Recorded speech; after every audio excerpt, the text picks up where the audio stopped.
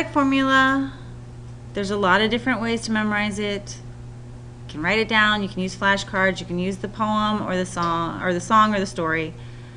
So, okay, the story or poem, whatever. All right. If you learn this story, it goes to the quadratic equation. So, a negative boy couldn't decide whether or not to go to the radical party, but he was square, so he missed out on 4 awesome chicks, and it was all over by 2 a.m. It shouldn't be he was squared, it should be he was square. Like, you know, you guys have heard that term, like somebody's square. So, how does that work? A negative boy couldn't decide whether or not to go is the plus or minus to the radical party. That's the square root. But he was square, and so he missed out on 4 awesome chicks, and it was all over by 2 a.m.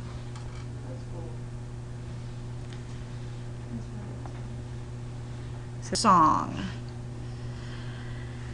Okay, so everybody knows Pop Goes the Weasel. We learned it in elementary school. Okay, and the words to the song are x equals a negative b plus or minus the square root of b squared minus 4ac all over 2a. Only you have to sing that to Pop Goes the Weasel. And it goes like this. X equals a negative b plus or minus the square root of b squared minus 4ac all over 2a. You've memorized it? You have to learn how to use it. Okay, this is A, this is B, this is C. All right? So you plug in b, so b is 25, so it's negative b, plus or minus the square root of b squared, so that's 25 squared, minus 4 times a, which is 2, times c, which is 33, all over 2 times a.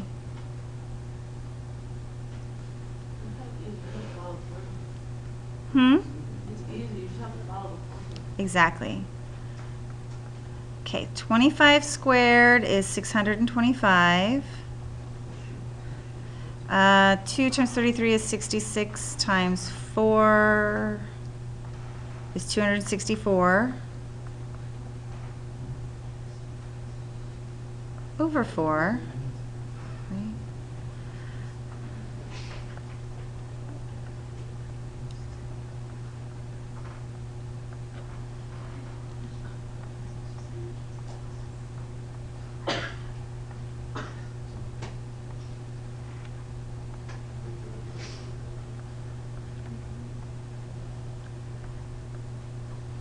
Okay, so I get negative 25 plus or minus the square root of 361, which I believe is 19 squared. Let me just double check that.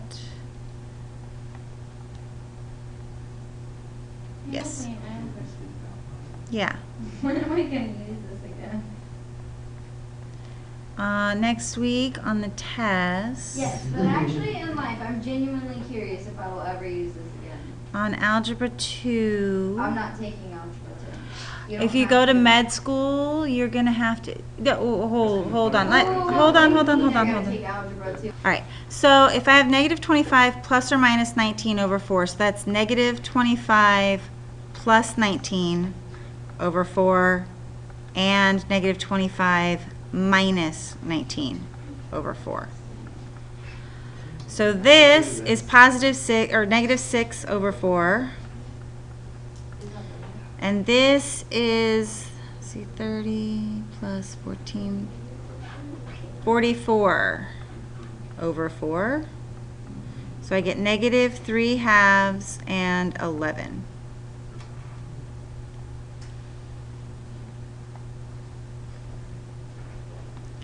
And what I have are two real rational roots.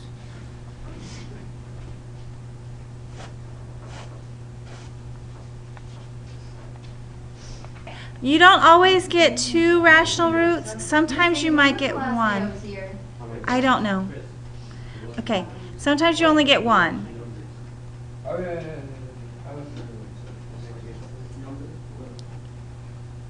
Okay, so x equals negative b plus or minus the square root of b squared minus 4ac over 2a.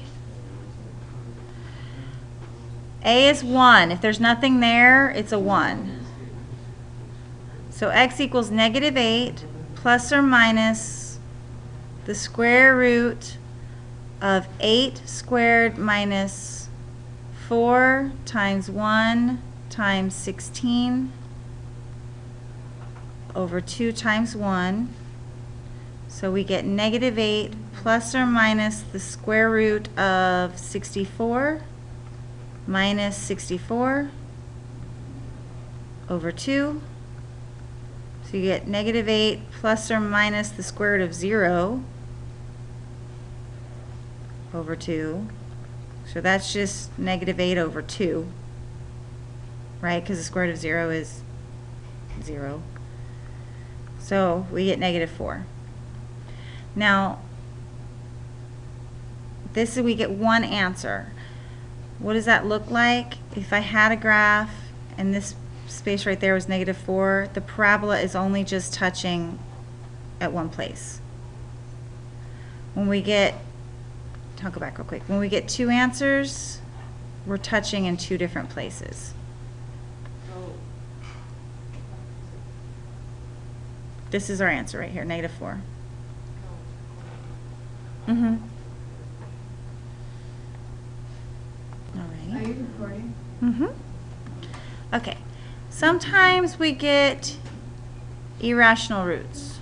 Okay, irrational roots are not perfect roots.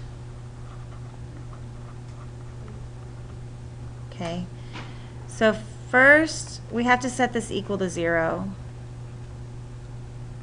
So it was negative 10 on one side, so it's positive 10 on this side. Okay. Then I do my formula.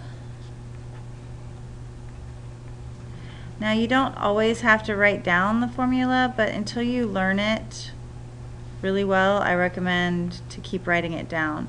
Okay, negative 6 is positive.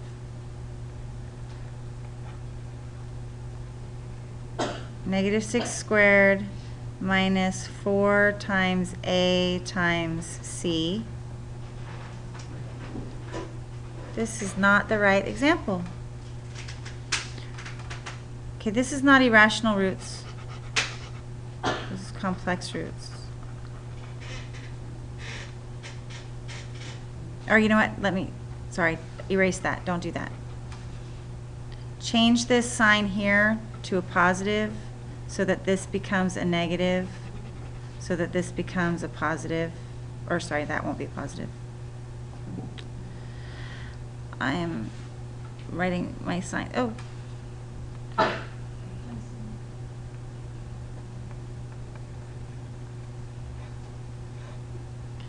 Okay. So this will be a negative in here. And then 2 times 1. That'll fix it. Okay, so what we get is 6 plus or minus the square root of 36 plus 40 over 2. So we get x is equal to 6 plus or minus the square root of 76 over 2. Now 76 is not a perfect square. So first we see if there are any perfect squares in it. So that's 2 times 38. And that's 2 times 19. So I do have a perfect square in here. So this is 6 plus or minus 2 times the square root of 19 over 2. Next you check if these two numbers will both divide by this number, you can reduce it. But they have to both divide. In our case here, they do. Sometimes they won't. If they don't, you leave it exactly as it is. If they do, then you go ahead and reduce it. 6 divided by 2 is 3. 2 divided by 2 is 1.